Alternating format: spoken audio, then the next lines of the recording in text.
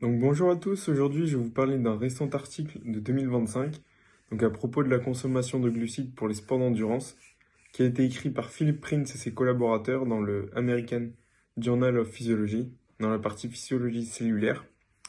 Donc il s'appelle Carbohydrates Ingestion Eliminates Hypoglycemia and Improves Endurance Exercise Performance in Triathletes Adapted to Very Low and High Carbohydrate Isocaloric Diets.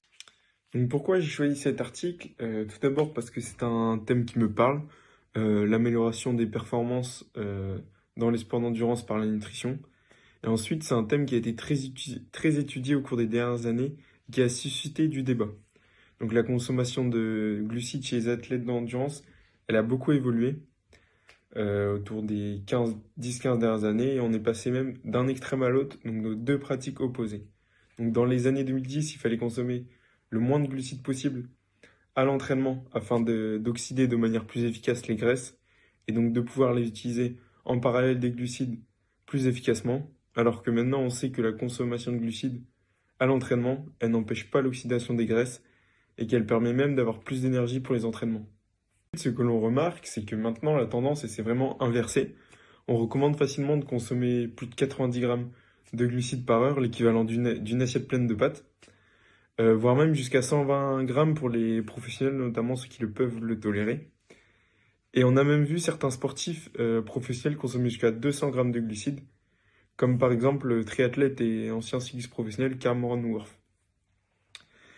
Et justement, toutes ces recommandations, elles nécessitent plusieurs choses, donc trois choses. Donc tout d'abord de diversifier les glucides, parce que le glucose seul, on peut transporter que 60 grammes par heure. Donc il faut donc passer par un autre type de sucre, donc le fructose, pour transporter le glucose. Et c'est d'ailleurs pour cela que les industriels, ils ont développé des produits exprès avec des ratios spéciaux, notamment le ratio 0,8-1, donc à savoir 1 gramme de glucose et 0,8 g de fructose.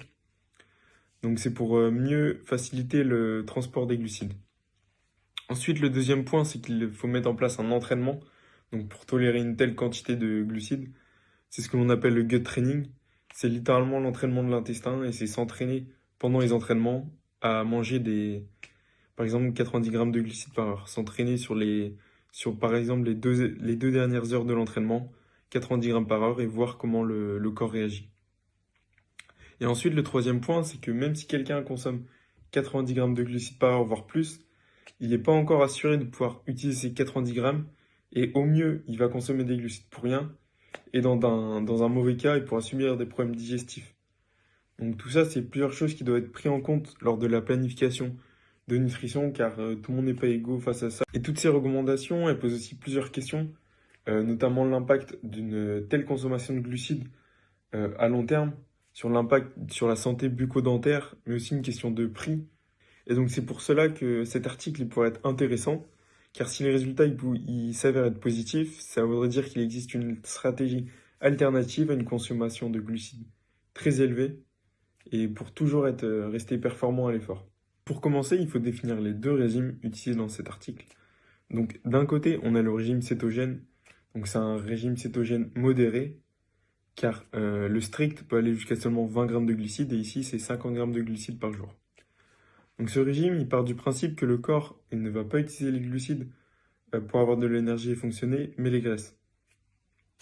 Et cela permet, donc ce régime, il permet de stimuler la production endogène de cétones, mais cela nécessite une phase d'adaptation qui est appelée la cétoadaptation et dont la durée peut varier selon les individus. Et cette phase d'adaptation, elle peut faire apparaître plusieurs symptômes comme la fatigue ou des maux de tête. Mais ça, on y reviendra plus tard.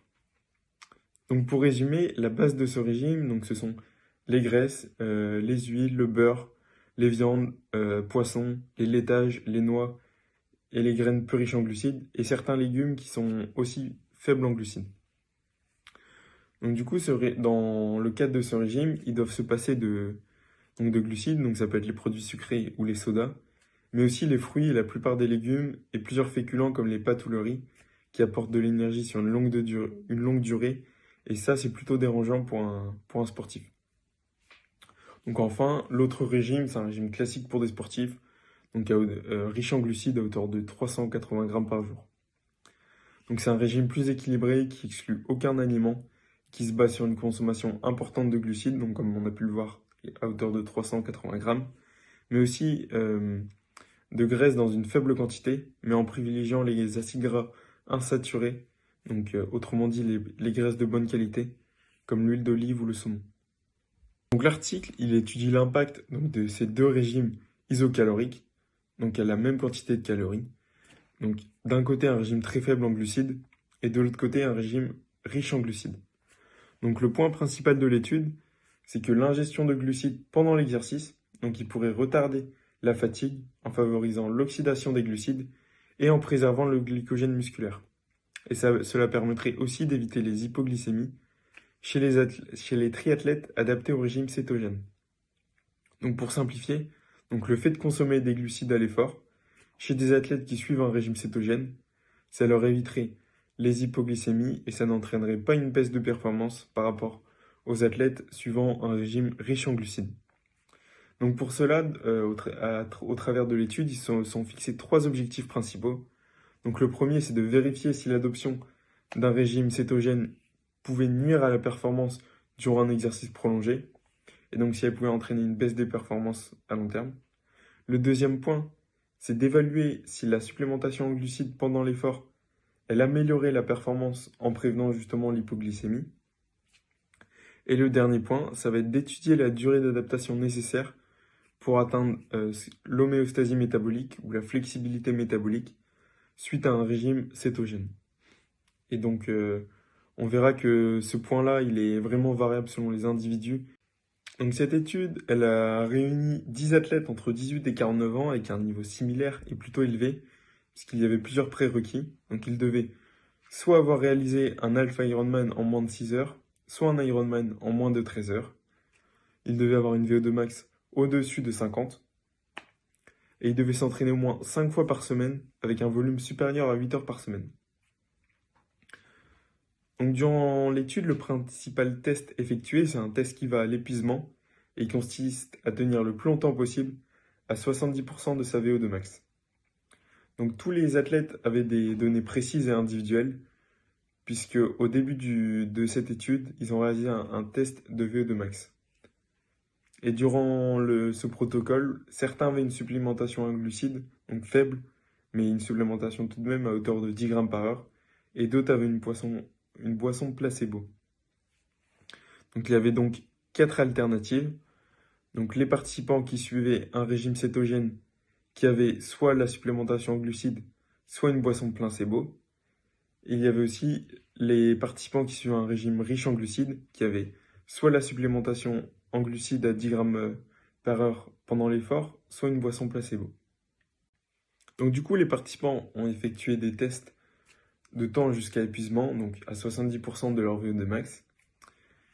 Et en ce qui concerne les résultats, donc les athlètes qui suivent un régime riche en graisse et faible en glucides, donc un régime cétogène, ils ont montré des performances équivalentes à celles des athlètes qui suivent un régime classique riche en glucides lors des tests de temps jusqu'à l'épuisement. Ce qu'on le remarque ensuite, et qui est assez important, c'est qu'à chaque fois, la supplémentation avec glucides, elle augmente le temps d'effort par rapport au placebo. Et donc tout ça, ça montre quoi? Ça montre justement à quel point les glucides pendant l'effort sont importants, même à une petite dose, donc ici c'était 10 grammes par heure. En ce qui concerne les deuxièmes résultats, donc c'est l'oxydation des graisses et des glucides. Donc ce que l'on peut voir, c'est que l'oxydation des graisses, elle est plus importante chez le groupe qui suit un régime cétogène, donc riche en graisse. Et de l'autre côté, l'oxydation des glucides, elle est plus importante chez les athlètes qui suivent un régime riche en glucides. Donc ça, ce que ça veut dire, c'est que tout simplement le corps s'adapte et qu'il va utiliser la source d'énergie la plus efficace et disponible. Ensuite, le troisième point pour la durée d'adaptation du corps, donc l'adoption de ce régime, donc un régime cétogène, elle nécessite une période d'adaptation, comme ils ont pu le dire pendant l'article, qui est variable. Donc il faut bien comprendre que la période, elle peut varier selon les individus, donc ça peut aller de quelques semaines à quelques mois, donc au moins 4 semaines selon l'article, et que durant cette période, on peut connaître divers symptômes comme de la fatigue, de l'irritabilité, des maux de tête ou même des nausées. Donc tout ça pourquoi? Parce que le corps, il doit s'adapter à utiliser une autre source d'énergie que le glucose. Donc ça, c'est ce qu'on appelle la flexibilité métabolique. Donc cette transition, elle force donc les athlètes à réduire leur volume d'entraînement et ça baisse leur performance. Donc ce régime, il s'adresse donc pas à tout type de sportif. C'est un régime restrictif, comme on a pu le dire, et il doit être encadré. Donc à qui il pourrait s'adresser? Donc il s'adresse premièrement à ceux qui seraient convaincus de ce type de régime et qui sont attachés. Ensuite, il s'adresse à ceux qui n'ont pas besoin de performer à court terme. Donc, par exemple, on pourrait imaginer réaliser cette période de transition en fin d'une saison ou à la trêve hivernale, par exemple, mais pas en pleine saison. Ça aurait trop de conséquences sur les performances à court terme et sur les résultats des athlètes. Donc, pour conclure, on peut dire que la consommation de glucides à l'effort, et ce peu importe la dose, elle reste primordiale pour maintenir des performances, et ce pour les deux régimes. Donc à la fois pour le régime cétogène, mais aussi pour le régime dit classique riche en glucides. Donc ensuite, on peut aussi dire que le régime cétogène, à première vue, il ne semble pas baisser les performances, mais il faut apporter des nuances à cela. Donc le régime riche en glucides, il permet de s'entraîner euh, davantage, tolérer plus de charges d'entraînement, donc des charges d'entraînement plus élevées, et de progresser à long terme. Parce qu'on sait qu'une charge d'entraînement élevée et contrôlée, c'est ce qui permet de progresser. Ensuite, il faut aussi prendre en compte la période de transition, donc pour permettre à son corps de passer en flexibilité métabolique et de pouvoir remplacer le sucre par les graisses en source d'énergie principale. Et donc cette période, elle peut varier et elle peut s'accompagner de divers symptômes qui sont pas souhaitables pour performer. Avant de finir, il faut aussi parler de quelques limites concernant la mise en place de cette étude. Donc tout d'abord, l'échantillon est relativement faible, donc 10 personnes pour pouvoir proposer des conclusions fiables et généralisables. Et comme j'ai pu le dire, le régime cétogène, c'est un régime restrictif qui se passe d'un certain nombre d'aliments, mais surtout de ce qui va être glucides complexes comme céréales, mais aussi des fruits et légumes. Et on sait que ces aliments, ils apportent une grande partie de nos besoins, à la fois en fibres et en vitamines essentielles pour notre organisme. Donc du côté des fruits et légumes, on retrouve surtout des vitamines donc C, donc dans tout ce qui va être agrumes, poivrons par exemple, des vitamines aussi du groupe B, dans les aliments comme les bananes ou les légumes à feuilles, et des vitamines du groupe A, dans les carottes par exemple. On retrouve aussi une majeure partie des apports en fibres dans un régime classique dans ces aliments.